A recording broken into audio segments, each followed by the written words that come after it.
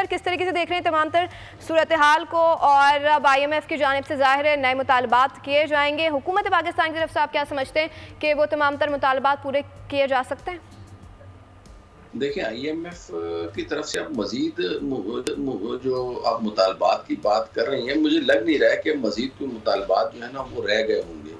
उसकी वजह ये है कि ज़्यादातर मुतालबात जो है वो हम ऑलरेडी पूरे कर चुके हैं। रही बात एनर्जी सेक्टर की, अगर आप बात कर रही हैं कि सर्कुलर डेट को हमने कम करना है या निजकारी करनी है, तो ये 2-4 इस किस्म के मुतालबात हैं जो IMF अपने पार्ट के ऊपर करेगा, लेकिन वो इनकी वजह से कर्ज़ की जो किस्त है वो नहीं रुकेगा।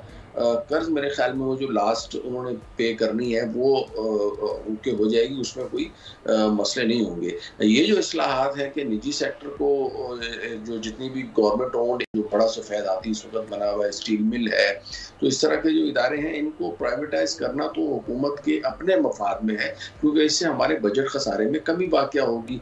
साथ ही साथ इसके अगर मैं बात करूँ जो हमारा सर्कुलर डेट है, जो कि न सिर्फ ये कि पहले बिजली के शोबे में था, अब गैस के शोबे में बहुत ज़्यादा हो चुका है, तो उसकी वजह से हमें बड़े नुकसानात हो रहे हैं। तो इन सारे रिफॉर्म्स की हमारी अपनी ज़रूरत भी है। IMF के मुतालबात बहरहाल अपनी जगह, तो मुझे लगता नहीं है कि ऐसे कोई बहुत बड़ी हर्डल जो है ना IMF की तरफ से हमारी इकोनॉमी में आएगी, क्योंकि ज़्यादातर चीज़ें जो मुतालबात हैं वो हम ऑलरेडी पूरे कर चुके हैं। बिजली की कीमतें जो हैं वो तकरीबन जून तक हम इजाफा उनमें कर चुके हैं, गैस की कीमतों में भी इजाफा कर चुके हैं, जो हमारा डॉलर का रेट है वो भी मार्केट बेस्ड एक्सचेंज रेट हो चुका है, चाहे कोई भी फॉरेन करेंसी हो या दीगर जो की उनके मुतालबात हैं we are already complying with.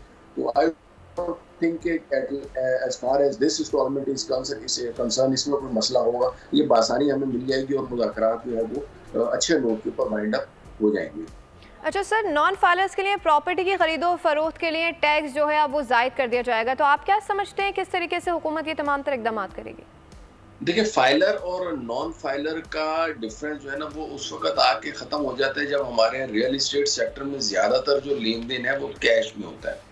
Real estate sector basically हमारे जो इकॉनमी है उसमें वो आप ये समझें कि एक डंपिंग यार्ड बना हुआ है, या जहाँ पे फालतू या एक्सेसिव मनी जो है वो लाके पार्क कर दी जाती है, और उसमें जो है कई सारे हेवन्स हैं। पिछले कुछ अरसे तक बैरिया भी इसके हवाले से बड़ा हेवन रहा है कि वहाँ पे भी लोग इन्वेस्टमेंट कर देते थे। अब वो बड़ा आसान हो जाता है। मैं आपको अगर मिसाल दे के समझाऊँ कि लेट्स से कि मैंने अगर किसी भी एरिया में गडाफ में मैंने कोई प्रॉपर्टी ले ली, लेट्स से 10 एकड़, तो उसका DC रेट जो है वो इस वक्त 5 लाख रुपए पर एकड़ है, और जबकि वो जगह मैं खरीदूंगा जो है ना वो 5 करोड़ रुपए पर एकड़ के हिसाब से।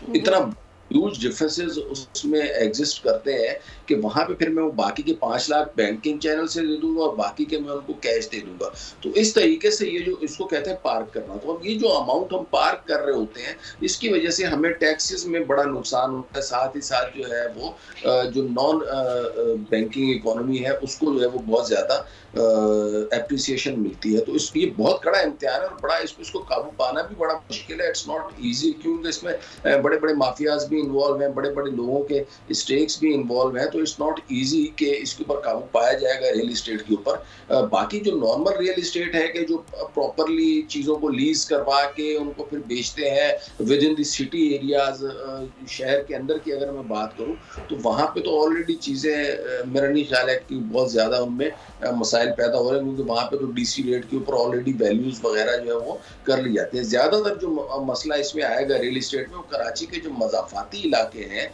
वहाँ के हवाले से, क्योंकि वहाँ पे काफ़ी डेवलपमेंट हो रही है लेकिन वहाँ के जो रेट्स हैं वो अपडेट नहीं है। तो FBR को ये चाहिए कि उन इलाकों के जो रेट्स हैं उनको जो है वो एक मरतबा फिर मार्केट वैल्यू के ऊपर अगर अपडेट कर देते हैं तो उससे अच्छी खासी जो है वो टैक्स कलेक्शन में इजाफा हो जाएगा, और ऑटोमेटिकली ये भी जो है वो बैंकिंग चैनल के थ्रू चीज़ें होने लगेंगी। बैंकिंग चैनल के हटके चीज़ें होती भी इस वजह से हैं कि जब मार्केट रेट में और एक्चुअल रेट में जो है वो बहुत ज़्यादा फ़र्क होता है, यानी DC रेट बहुत कम है और मार्केट रेट बहुत ज़्यादा है। तो उस सूरत में जो है ना वो ये ब्लैक इकोनॉमी ख़ासतौर पे रियल इस्टेट में वो ज़्यादा फलती फूलती है। तो इसके ऊपर FBR को ज़ाहिर काम करने की ज़रूरत है। सब्सक्राइब करें और बेल दबाएं ताकि कोई खबर रह न जाए।